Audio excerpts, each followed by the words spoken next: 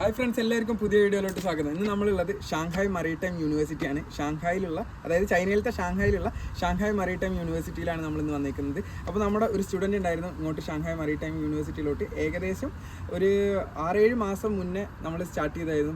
ഈ ആപ്ലിക്കേഷൻ പ്രോസസ്സും കാര്യങ്ങളൊക്കെ സ്റ്റാർട്ട് ചെയ്ത് ഇൻ്റർവ്യൂസ് കുറേ യൂണിവേഴ്സിറ്റിയിലൊക്കെ അറ്റൻഡ് ചെയ്തു. അപ്പോൾ നമുക്ക് എന്തായാലും ആ സ്റ്റുഡൻ്റായിട്ട് നമുക്ക് സംസാരിക്കാം. അതേപോലെ തന്നെ ഇൻ്റർവ്യൂ കാര്യങ്ങളൊക്കെ ചെയ്ത് എന്തൊക്കെയായിരുന്നു ആ സ്റ്റുഡൻറ്റിൻ്റെ ഫുൾ ജേണി. ഇപ്പോൾ ആ സ്റ്റുഡൻറ്റ് ഇവിടെ ചൈനയിലെത്തി, ഷാങ്ഹായ് SMUലെത്തി, രജിസ്ട്രേഷനും കാര്യങ്ങളൊക്കെ കഴിഞ്ഞ് എല്ലാം ഫുൾ സെറ്റിൽഡ് ആയിരിക്കുകയാണ്. അപ്പോൾ നമുക്ക് ഇനി ആ സ്റ്റുഡൻ്റായിട്ട് ഫുൾ ഒരു ഇൻ്റർവ്യൂ ചെയ്യാം.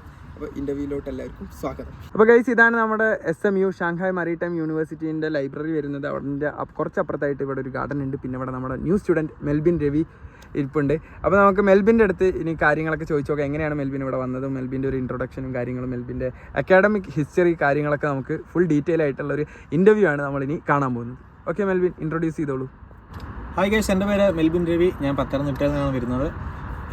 ഇതിന് മുന്നേ ഞാനൊരു ഡിഗ്രി കംപ്ലീറ്റ് ചെയ്തിട്ടുണ്ടായിരുന്നു. ബാച്ചിലേഴ്സ് ഇൻ ഇലക്ട്രോണിക്സ് ആയിരുന്നു കംപ്ലീറ്റ് ചെയ്തത്. അപ്പോൾ MG യൂണിവേഴ്സിറ്റിയുടെ അണ്ടറിലുള്ളൊരു കോളേജിലാണ് നമ്മുടെ ബാച്ചിലേഴ്സൊക്കെ കഴിഞ്ഞിട്ടുണ്ടായിരുന്നത്. അതിനുശേഷം ഏകദേശം 2 വർഷത്തോളം ഒരു കോളേജിൽ വർക്ക് ചെയ്തിട്ടുണ്ടായിരുന്നു. നമ്മുടെ ഇന്നോവേഷൻ സെല്ലും അതുപോലെ ഡിജിറ്റൽ മാർക്കറ്റിങ്ങും ഇതെല്ലാം കൂടെ കമ്പൈൻ ചെയ്ത് ഒരു വർക്ക് ചെയ്തിട്ടുണ്ടായിരുന്നു.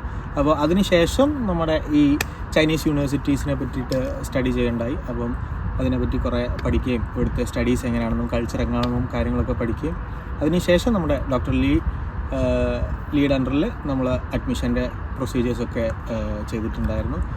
അപ്പോൾ എനിക്കിപ്പം ഈ ഷാങ്ഹായ് മാരിടൈം യൂണിവേഴ്സിറ്റിയിൽ അഡ്മിഷൻ കിട്ടി. എപ്പോൾ തൊട്ടിട്ടാണ് ഇനി നമ്മൾക്ക് കുറച്ച് ക്വസ്റ്റ്യൻസ് ചോദിച്ചു നോക്കാം. സാധാരണ എല്ലാവരും ചോദിക്കുന്ന കമൻറ്റിലൂടെയും അതേപോലെ ഓരോ മെസ്സേജിലൂടെയും നമ്മുടെ അടുത്ത് ചോദിക്കുന്ന കുറേ കാര്യങ്ങളുണ്ടായിരുന്നു. എപ്പോൾ തൊട്ടിട്ടാണ് ചൈന എന്നുള്ള ഒരു ആഗ്രഹം വന്നതും, പിന്നെ അതേപോലെ കുറേ പേര് അബ്രോഡ് സ്റ്റഡീസിലോട്ട് പോകുന്നത് UK, US, കാനഡ അങ്ങനെ ഡെവലപ്ഡ് കൺട്രീസിലോട്ടാണ് കൂടുതൽ പേര് പോകുന്നത്.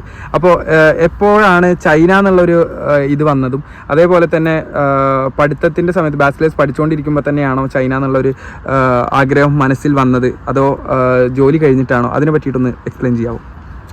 ആക്ച്വലി എൻ്റെ മനസ്സിൽ ചൈന എന്ന് പറയുമ്പോഴത്തേക്ക് ഞാനൊരു 5 വർഷം മുന്നേ പ്ലാൻ ചെയ്തിട്ടുണ്ടായിരുന്നു. 5 വർഷം മുന്നേ? 5 വർഷം മുന്നേ. ഇപ്പോൾ ചൈനയിൽ പഠിക്കാൻ വേണ്ടിയിട്ട് വരണം എന്നല്ല, ഒരു റിസർച്ചിൻ്റെ ഭാഗമായിട്ട് ഞാനൊരു ഇലക്ട്രിക് ബൈക്ക് ഡെവലപ്പ് ചെയ്തുകൊണ്ടിരിക്കുകയാണ്. അപ്പോൾ അതിൻ്റെ ഒരു ഭാഗമായിട്ടാണ് ഈ പറയുന്ന ചൈന എന്നുള്ള സ്ഥലത്ത് ഇതിൻ്റെ ഫർദർ റിസർച്ച് ചെയ്ത് കഴിഞ്ഞാൽ ഏറ്റവും ബെസ്റ്റ് ആയിരിക്കുമെന്ന് ഐഡൻറ്റിഫൈ ചെയ്തത്. അപ്പോൾ അതിൻ്റെ ഭാഗമായിട്ടാണ് ഈ പറയുന്ന ലൊക്കേഷൻസൊക്കെ ഐഡൻറ്റിഫൈ ചെയ്യും. ഈ സ്ഥലങ്ങളെ പറ്റി കുറേ റിസർച്ച് ചെയ്തിട്ടുണ്ടായിരുന്നു. അപ്പം അങ്ങനെ ഏകദേശം ഒരു 2-3 വർഷം അതിൻ്റെ സ്ഥലങ്ങളിൽ തന്നെ നമുക്ക് കമ്പനീസുമായിട്ടൊക്കെ ടൈപ്പ് ആകുകയും ചില കമ്പനീസിൽ നമ്മൾ മെയിൽ അയക്കുകയും റിപ്ലൈ തരികയൊക്കെ ചെയ്തു. അപ്പം എന്തായാലും നമ്മളൊരു ബിസിനസ് ട്രിപ്പിൻ്റെ ഭാഗമായിട്ട് വന്നു കഴിഞ്ഞാൽ നമുക്കൊരു അതിൻ്റെ എൻ്റെ ഒരു ആംബിയൻസ് കിട്ടുള്ളൂ. നമുക്ക് ചൈന എന്താണെന്ന് നമ്മൾ പഠിക്കണമല്ലോ. അപ്പോൾ അതിന് ശേഷം മാത്രമാണ് നമ്മൾ ഈ ചൈനയിലെ ബിസിനസ് ചെയ്തിട്ട് നമുക്ക് കുറച്ചുകൂടെ ഒരു എക്സ്പോഷർ കിട്ടുള്ളൂ. അങ്ങനെയാണ് ചൈനയിൽ വന്ന് നമുക്ക് സ്റ്റഡീസും മാസ്റ്റേഴ്സും റിസർച്ചും ഒക്കെ കമ്പൈൻ ചെയ്ത് കഴിഞ്ഞാൽ ഏറ്റവും ബെറ്റർ ആണെന്ന് എൻ്റെ ഒരു പേഴ്സണൽ ഒപ്പീനിയൻ എനിക്ക് കിട്ടിയത്. ഓക്കെ, കാരണം നമ്മൾ ചൈനയിലോട്ട് വരുമ്പോൾ ബിസിനസ് വിസയിൽ വരികയാണെന്ന് വെച്ചാൽ ലിമിറ്റേഷൻസ് ഉണ്ട്. ഇതാണെങ്കിൽ നമുക്ക് സ്റ്റുഡൻറ്റ് വിസയിൽ വരുമ്പോൾ 2 ഗുണം. ഒന്ന്, ചൈനയെ കൂടുതൽ അറിയാൻ പറ്റും, കയ്യിലൊരു ഡിഗ്രി കിട്ടും. അതിന് പുറമെ നമുക്ക് ഇവിടുത്തെ ഫ്യൂച്ചർ നമ്മൾ ഉദ്ദേശിച്ച പ്ലാനുകളും കാര്യങ്ങളൊക്കെ ഇവിടെ സാക്ഷാത്കരിക്കാനാവും. തീർച്ചയായിട്ടും. നമ്മൾ ഈ കാനഡ, ജർമ്മനി അങ്ങനെയുള്ള കൺട്രീസിലൊക്കെ നമുക്ക് പോയി നല്ല ഡിഗ്രി കിട്ടും, നല്ലൊരു ആംബിയൻസ് കിട്ടും. പക്ഷേ നിങ്ങൾ വിചാരിക്കുന്ന പോലെയല്ല ചൈന. ഈ പറയുന്ന കൺട്രീസിനൊക്കെ കടത്തി വെട്ടാൻ ഞാൻ വന്നതിന് ശേഷം എൻ്റെ മനസ്സിൽ കുറേ ഒരു ഏകദേശം എങ്ങനെ ആയിരിക്കും എന്നുള്ള കുറേ പ്ലാൻ ഉണ്ടായിരുന്നു, ചൈന എങ്ങനെ ആയിരിക്കും. പക്ഷേ മോർ ദാൻ ദാറ്റ് അതിനേക്കാളും ഒക്കെ അപ്പുറത്താണ് ചൈന. നിങ്ങളെല്ലാവരും വിചാരിക്കുന്നതിന് അപ്പുറത്താണ് ചൈന. അതാണ്, ചൈനയെ പറ്റിയിട്ട് ചൈനയിൽ വന്ന ഒരാൾ പോലും ചൈന മോശമാണെന്നോ ചൈനയെ പറ്റി കുറ്റം പറയുന്നത് ഞാൻ എവിടെയും കേട്ടിട്ടില്ല. പകരം ചൈനയെ പറ്റി നെഗറ്റീവ് പറയുന്ന ആൾക്കാരെ ഒന്നും തന്നെ ചൈന കണ്ടിട്ടില്ല. അത് നമ്മുടെ മീഡിയനെ ഇതാക്കിയിട്ടാണുള്ള പ്രശ്നമാണ്. അതെ, നമുക്ക് വെളിയിൽ, നമ്മൾ ഇന്ത്യയിൽ നിന്ന് ചൈനയെ പറ്റി കൂടുതൽ അറിയാൻ കുറേ ലിമിറ്റേഷൻസ് ഉണ്ട്. എന്താണെന്ന് വെച്ച് കഴിഞ്ഞാൽ നമുക്ക് ഇവിടെ നമുക്ക് യൂട്യൂബ് വർക്കിംഗ് അല്ല, വാട്സപ്പ് വർക്കിംഗ് അല്ല, VPN ഇല്ലാണ്ട് ഇതൊന്നും വർക്കിംഗ് ആവില്ല. അപ്പം ഇതിനെപ്പറ്റി സെർച്ച് ചെയ്യാനുള്ള കുറേ ലിമിറ്റേഷൻസ് ഉള്ളത് കൊണ്ട് മാത്രമാണ് നമുക്ക് ഈ ഒരു കൺട്രി നമ്മുടെ മനസ്സിൽ ബെസ്റ്റായിട്ട് തോന്നാത്തത്. പക്ഷേ നമ്മൾ ഇതിനെപ്പറ്റി കൂടുതൽ ആഴങ്ങളിലേക്ക് ഇറങ്ങി പഠിക്കാമെന്ന് കേട്ടിട്ടില്ല. അപ്പോൾ അങ്ങനെ ചെയ്ത് കഴിഞ്ഞാൽ മാത്രമേ ചൈന എന്താണെന്ന് നിങ്ങൾക്ക് മനസ്സിലാവുള്ളൂ. പിന്നെ നമുക്ക് ഭാഷയുടെ ഒരു പ്രശ്നം വരും, ഷുവറായിട്ടും മറ്റൊരു രാജ്യത്ത് നമ്മൾ ചെല്ലുമ്പോഴത്തേക്ക് ഭാഷയുടെ ഒരു പ്രശ്നം വരും. പക്ഷേ ആ ഒരു പ്രശ്നം മാത്രമേ എനിക്കിവിടെ ഫീൽ ചെയ്തുള്ളൂ. പിന്നെ ഫുഡിൻ്റെ ചെറിയ പ്രശ്നങ്ങൾ, നമ്മൾ അവിടുത്തെ പോലെ അത്ര ടേസ്റ്റി വെറൈറ്റീസ് ഓഫ് സ്പൈസസ് ഒന്നും ഇവിടെ അവൈലബിൾ അല്ല. വളരെ ലിമിറ്റഡ് ആയിട്ടുള്ള സ്പൈസസും ഒക്കെയാണുള്ളത്. പക്ഷെ നാട്ടിൽ നിന്ന് വരുമ്പോ ഇവിടെ പല്ലീനെയാണ് തിന്നുക, അതാണ് തിന്നുക, ഇതാണ് തിന്നുക എന്നൊക്കെ പറഞ്ഞിരുന്നു. ഇപ്പൊ കുറച്ച് ദിവസമായി ഇവിടെ വന്നിട്ട് അങ്ങനത്തെ ഒരു ഫുഡ് എന്തെങ്കിലും കണ്ടോ ടേസ്റ്റ് ചെയ്തോ ഒന്ന് പറയാമോ? ഞാൻ പല്ലിയെ കണ്ടിട്ടില്ല, എലിയെ കണ്ടിട്ടില്ല. ഞാൻ എലി ഇങ്ങനെ തിന്നണം എന്നിങ്ങനെ വിചാരിച്ച് ഫ്രണ്ട്സൊക്കെ പറഞ്ഞിട്ടുണ്ടായിരുന്നു, നീ പോയി എലിയെ തിന്നണം, പല്ലിയെ തിന്നണം. പക്ഷെ ഇതൊന്നും ഇവിടെ ഇതുവരെ കാണാൻ പറ്റിയിട്ടില്ല. നോർമലി നമ്മളുള്ള പോലെ ബീഫ്, ഡക്ക്, കോഴി, പോർക്ക് ഈ സംഭവങ്ങളൊക്കെയാണ് ഇതുവരെ കണ്ടത്. അത് തന്നെയുള്ളൂ. ഞാനും കുറേ പ്രൊവിൻസിലൊക്കെ പോയോടത്തോളം നമ്മളും ഇത് കാരണം നമുക്ക് അങ്ങനത്തെ ഒരു വീഡിയോ എടുക്കുമ്പോൾ അതിൻ്റെതായ ഗുണമുണ്ടാവും. അപ്പോൾ നമ്മൾ ഇതിനെ അന്വേഷിച്ച് പോയിട്ട് പോലും അത് അങ്ങനത്തെ ഒരു ഫുഡ് ഐറ്റംസ് കണ്ടിട്ടില്ല. പക്ഷെ നാട്ടിലത്തെ മീഡിയയിലും ന്യൂസിലും വരുന്നത് മൊത്തം അങ്ങനത്തെ ഫുഡ് കഴിക്കണം എന്നൊക്കെയാണ്. അത് നമുക്ക് അവിടെ വിടാം. ഓക്കെ, പിന്നെ ബാക്കി പിന്നെ എങ്ങനെയാണ് ചൈന എന്നുള്ള ഒരു സ്ഥലത്തോട്ടുള്ള അഡ്മിഷൻ പ്രൊസീജിയേഴ്സിൻ്റെ കാര്യത്തിനെ പറ്റിയിട്ട് റിസർച്ച് ചെയ്തപ്പോൾ സെൽഫായിട്ട് അപ്ലൈ ചെയ്യാനാണോ നോക്കിയത്, അതോ യൂട്യൂബിൽ അങ്ങനെ നോക്കിയതാണോ, എങ്ങനെയാണ് ഇതിൻ്റെ ഈ അഡ്മിഷൻ പ്രൊസീജിയേഴ്സിനുള്ള ജേർണി സ്റ്റാർട്ട് ചെയ്തത് എങ്ങനെയായിരുന്നു? ഞാൻ പറഞ്ഞല്ലോ, ഈ മുമ്പേ പറഞ്ഞ പോലെ ഈ പറയുന്ന കാര്യങ്ങളൊക്കെ സ്റ്റഡി ചെയ്തിട്ടാണ് ഞാൻ ഈ സ്റ്റഡീസ് എന്നുള്ളൊരു കാര്യം ചൂസ് ചെയ്തത്. അപ്പോൾ നമ്മളായിട്ട് എന്തായാലും സ്കോളർഷിപ്പിന് വേണ്ടിയിട്ട് അപ്ലൈ ചെയ്ത് കഴിഞ്ഞാൽ കിട്ടണം എന്നില്ല. കാരണം ഈ പറയുന്ന ഡീറ്റെയിൽസ് എല്ലാം പ്രോപ്പറായിട്ട് സബ്മിറ്റ് ചെയ്യണം. ഇവരുടെ മെയിൻലി ഈ പറയുന്ന ആപ്ലിക്കേഷൻ ഫോമുകളെല്ലാം ചൈനീസിലാണ്. അപ്പോൾ നമുക്ക് ഈ കാര്യങ്ങളൊന്നും നമ്മൾ നേരിട്ട് ചെയ്ത് കഴിഞ്ഞാൽ അത്ര പെർഫെക്റ്റ് ആകണമെന്നില്ല. ചിലപ്പോൾ കിട്ടിയാൽ കിട്ടി പോയാൽ പോയി. അപ്പോൾ നമ്മൾ അത്രയും ടൈം വെറുതെ പോലെ. സോ ഏറ്റവും ബെസ്റ്റ് നമ്മൾ ഡോക്ടർ ലിയെ പോലുള്ള ഒരാളെ ഏൽപ്പിക്കുന്നതായിരിക്കും. കാരണം നമുക്ക് അതാകുമ്പോഴത്തേക്കും വേറെ നമുക്കൊന്നും അറിയണ്ട, അവരെല്ലാം ചെയ്തോളും. അപ്പോൾ നമുക്ക് ഈ ഡോക്യുമെൻറ്റ്സ് എല്ലാം ചൈനീസിലായതുകൊണ്ട് തന്നെ നമുക്ക് എന്തായാലും ഭയങ്കര പാടായിരിക്കും അതൊക്കെ ചെയ്യാൻ. കാരണം ഇപ്പോൾ എന്നെ സംബന്ധിച്ച് എനിക്ക് സ്റ്റഡീസിൻ്റെ ഡോക്യുമെൻറ്റ്സ് ഉണ്ടായിരുന്നു, അതുപോലെ സ്കൂളിങ്ങിൻ്റെ ഡോക്യുമെൻറ്റ്സ് ഉണ്ടായിരുന്നു, റിസർച്ചിൻ്റെ ഉണ്ടായിരുന്നു, പ്രൊജക്റ്റിൻ്റെ ഉണ്ടായിരുന്നു, ഇനിയുള്ള മാസ്റ്റർ ഡിഗ്രി ചെയ്യാനുള്ള പ്ലാൻ ഉണ്ടായിരുന്നു. അപ്പോൾ ഇവിടെ വന്നിട്ട് എന്തൊക്കെയാണ് ചെയ്യുന്നതെന്നുള്ള കുറേ സംഭവങ്ങളുണ്ടായിരുന്നു. അപ്പോൾ ഇതൊക്കെ ബേസ് ചെയ്തിട്ട് വേണം നമുക്ക് സ്കോളർഷിപ്പ് കിട്ടാൻ. അപ്പോൾ നല്ല സ്കോളർഷിപ്പ് കിട്ടണമെന്നുണ്ടെങ്കിൽ നമ്മളെപ്പറ്റി ഡീറ്റെയിൽഡ് ആയിട്ട് നമ്മൾ എന്താണെന്നുള്ളത് അവർക്ക് ബെസ്റ്റായിട്ട് പ്രസൻറ്റ് ചെയ്യാൻ പറ്റണം. അപ്പോൾ ആ ഒരു പ്രസൻറ്റേഷൻ നമ്മൾ എത്ര വിചാരിച്ചാലും ഫസ്റ്റ് ടൈമിൽ നടക്കൂല. അപ്പം അതിൽ ഞാൻ ഡോക്ടർ ലിയെ അപ്രീഷിയേറ്റ് ചെയ്യുന്നു. അപ്പോൾ അതിൽ അവർ പെർഫെക്റ്റ് ആയിട്ട് അത് ചെയ്തിട്ടുണ്ടായിരുന്നു. അങ്ങനെ നമുക്ക് ഈ പറയുന്ന യൂണിവേഴ്സിറ്റിയിൽ സ്കോളർഷിപ്പ് ബേസ് ചെയ്തിട്ട് അഡ്മിഷൻ കിട്ടി. ഫുൾ സ്കോളർഷിപ്പ്, ട്യൂഷൻ ഫീൽ നമുക്ക് അഡ്മിഷൻ കിട്ടി. ഓക്കെ, എത്ര യൂണിവേഴ്സിറ്റിയാണ് അപ്ലൈ ചെയ്തതെന്ന് ഒന്ന് ഓർമ്മിച്ചെടുക്കാവോ? നമ്മൾ ഏകദേശം എനിക്ക് തോന്നുന്നു നമ്മൾ ഏകദേശം ഒരു 5 യൂണിവേഴ്സിറ്റി നമ്മൾ അപ്ലൈ ചെയ്തിട്ടുണ്ടായിരുന്നു. അതിൽ 4 എണ്ണം നമുക്ക് ഇൻ്റർവ്യൂ വന്നിട്ടുണ്ടായിരുന്നു. മറ്റേത് ഒരെണ്ണം നമ്മൾ ഡോക്യുമെന്റ് സബ്മിറ്റ് ചെയ്തിട്ടുണ്ടായിരുന്നല്ലേ.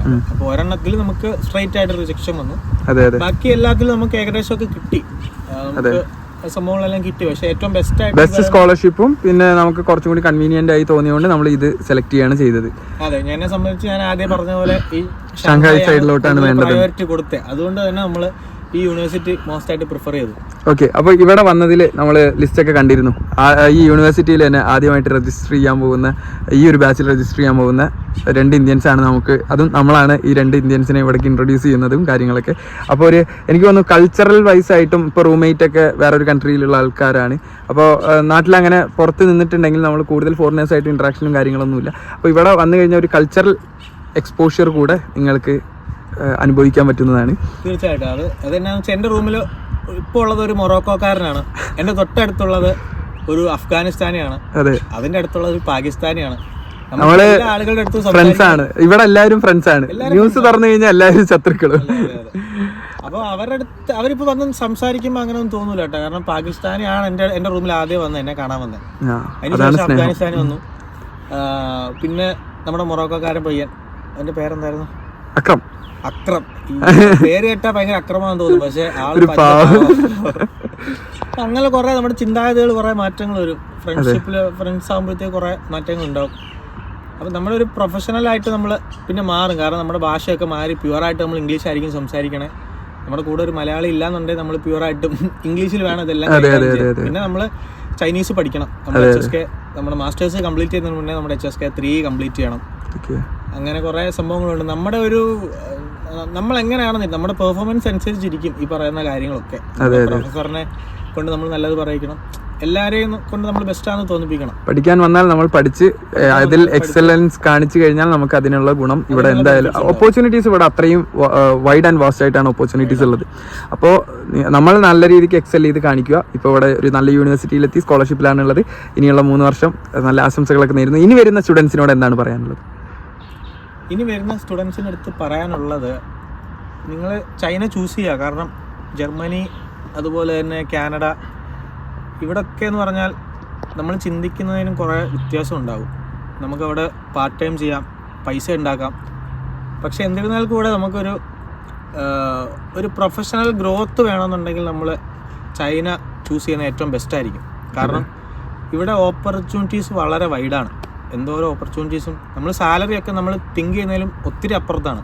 അപ്പോൾ ഓപ്പർച്യൂണിറ്റീസ് എന്തായാലും ഉണ്ടാകും. നമ്മൾ പഠിക്കാനുള്ള സമയത്ത് പഠിക്കുക, ഈ പറയുന്ന പ്രൊജക്ട്സും റിസർച്ചും ഒക്കെ ബെസ്റ്റായിട്ട് കൊണ്ടുപോകുക, നമ്മുടെ തീസീസൊക്കെ പ്രോപ്പറായിട്ട് സബ്മിറ്റ് ചെയ്യുകയാണെന്നുണ്ടെങ്കിൽ നമ്മുടെ പ്രൊഫസേഴ്സ് അതിനുള്ള ബെനിഫിറ്റ്സ് നമുക്ക് തിരിച്ചു തരും.